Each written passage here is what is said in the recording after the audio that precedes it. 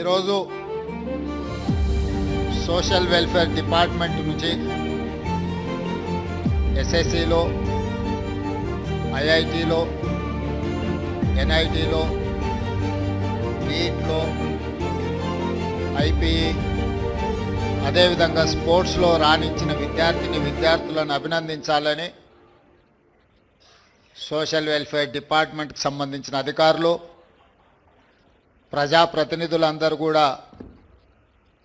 బాబు జగ్జీవన్ రామ్ ఆడిటోరియంలో కార్యక్రమాన్ని ఏర్పాటు చేసి